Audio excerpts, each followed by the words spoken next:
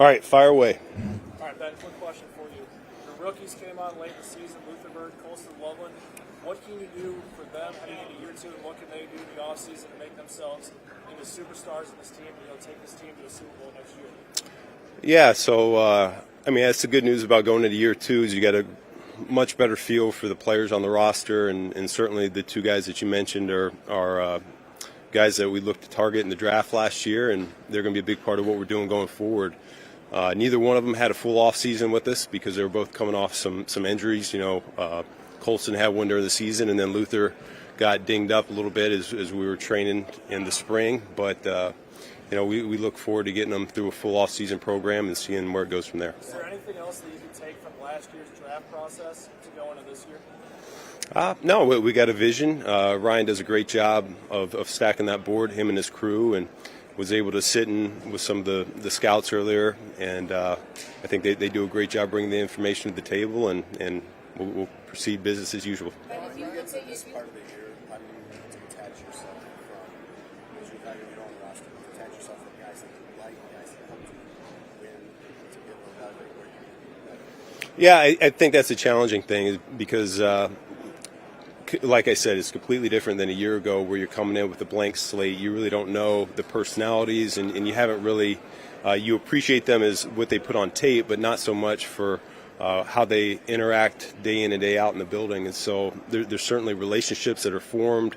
I'll say that this is one of the closest knit groups I've ever been a part of, last year's team, and that's hard to generate. I wish there was some magic stick that you could just float on out there to make that happen, and yet we had a lot of high character players that they came together and they wanted what was best for the team and for their buddies. And so that's a hard thing to replicate, as I mentioned, but what we have to do what's best for the team. And as we stack back up the 90-man roster again, we've got numerous holes to fill, and I know Ryan and I are committed to making it the most competitive roster we can.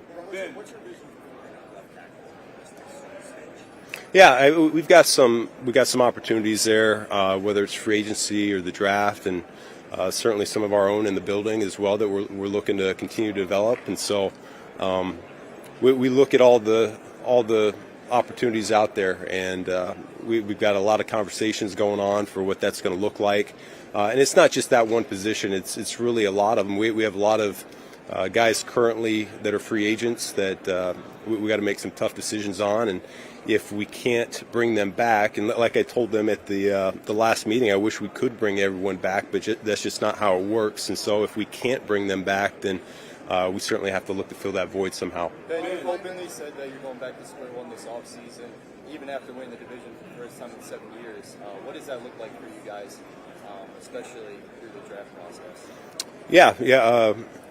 Each phase of the offseason kind of brings its own challenges. So right now we evaluate our own roster. I think our coaching staff has done a fantastic job evaluating the free agents that are out there. And now we're starting to dive into the draft guys. And so, it doesn't really change anything from our process or our procedure, but it's always exciting this time of year. And I know our crew's going to do a great job with that evaluation. What uptick right now in terms of like 12 and 13 personnel across the league?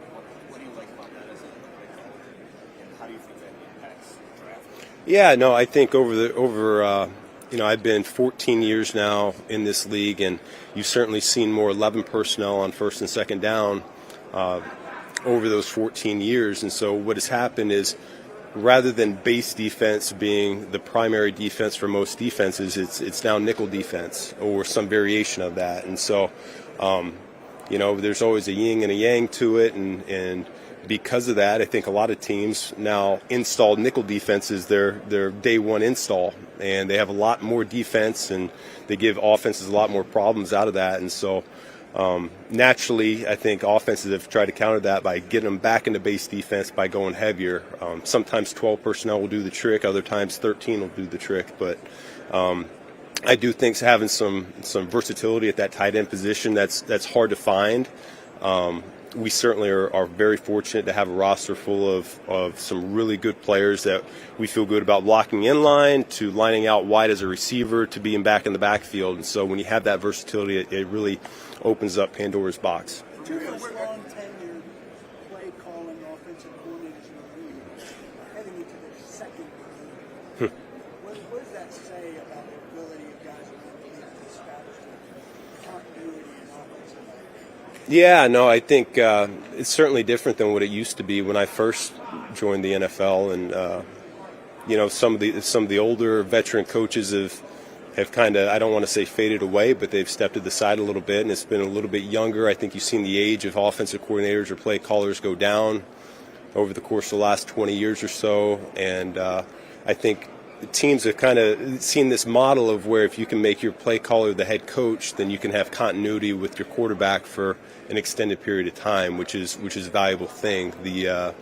The play callers that are not head coaches, they tend to get plucked pretty quickly to become head coaches of their own, and it kind of leaves the previous team in limbo to figure out the next course of action.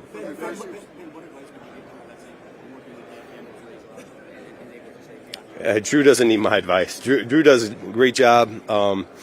He's a dear friend of mine, and I know he's going to knock it out of the park there in Detroit, and so very, very happy for him and that opportunity. There's a ton of really good players there. There's some coaches in that building that I care deeply for, and so I think they're in good hands. You talked about young coaches. From your first year as a coach, what did you learn about the balance between work ethic and quality work, and how long were your days pretty much on that? Yeah, no, I mean, you got to do whatever it takes to get the job done, and so each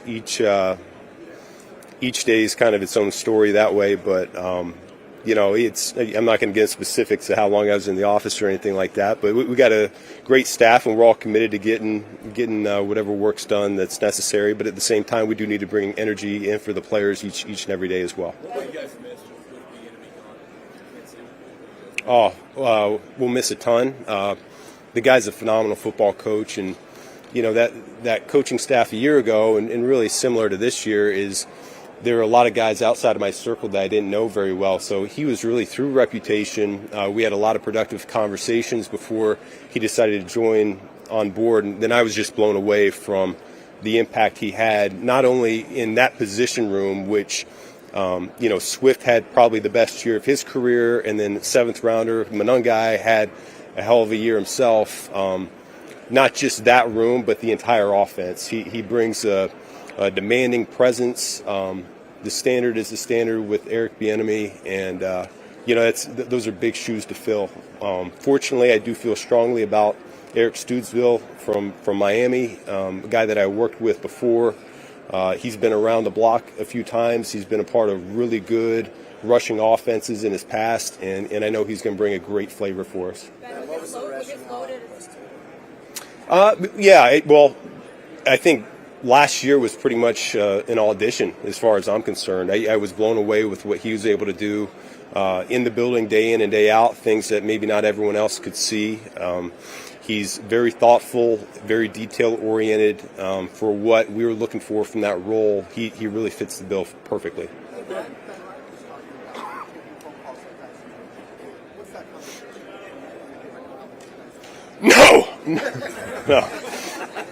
No.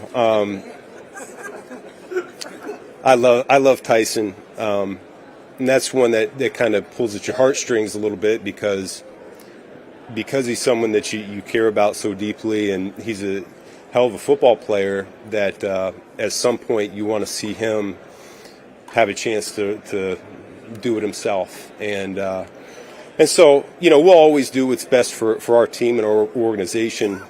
I do think there's a lot of merit to having a strong number 2 quarterback, which he certainly fits that bill. I'm of the mind that he's probably one of the best 32 in the NFL.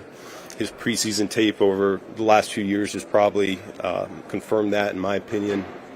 But if I took myself out of the equation, I want what's best for him. If he would like an opportunity to start, I certainly hope he can get that somewhere. Couple more. You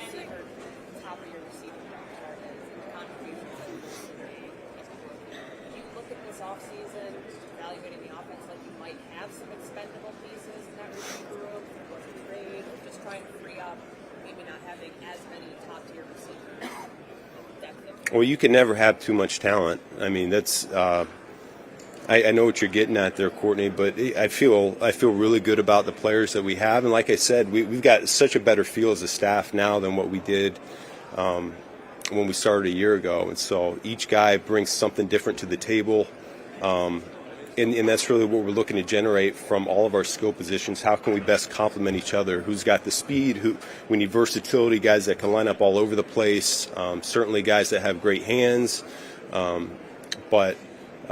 Yeah, I think when you look at a 17-game season or 17-game plus, when you make the postseason, you need all hands on deck, because the truth of the matter is not everybody is gonna stay available throughout that duration. It seems like a dream scenario to win a Super Bowl with a quarterback on a rookie contract, spend the money surrounding him. How come you think nobody's been able to? I don't know that so much. We're just really focused on building the best roster we can right now, to be honest with you. 1 year with Dennis Allen, how much of a challenge do you see it to retool this defensive side of the ball? And how big of a voice are you about specific players, and trying to effort them towards them? Yeah, well, I think we feel a lot better about having the health of our secondary be a lot better this go around. Last year, between Kyler and Jalen, we didn't feel like we were at full strength there on the back end for majority of the season. I do think that's going to help out. I think there's ways that we can generate more pass rush up front. That'll help out significantly as well. But certainly it's something we're looking at. How do we upgrade the personnel in certain spots? There's a number of guys that are up contract-wise, and so there will be a retooling there to a degree. But yeah, I know DA is looking forward to the opportunity to get his hands on these guys one more time and see what that looks like. Last one here, guys. Say it again. What stood out to you about Declan Doyle last year? Yeah, no, Declan's a phenomenal football coach. If you didn't know that he was 29 years old, you wouldn't blink an eye. I mean, the guy is seasoned beyond his years. This has been his calling. He's known for a long time that he was going to be a football coach, and he's prepared himself accordingly. Very detail-oriented, extremely smart, has a great way of communicating. He's very clear. So I think those guys are getting someone really, really good. I'm disappointed that we lost them as quickly as we did. I was hoping that we'd be able to hold on to him for longer. Yeah, my experience with Blau has been as a player, but you could kind of tell early on that coaching was going to be in his calling as well. He's got a unique ability to relate with those guys, and it doesn't matter what position it is. Those guys, they all rally to him. He certainly did that when he was a player. He elevates the people around him, and I think that's always the biggest compliment you can give somebody. Thank you, guys. Good. Thank you.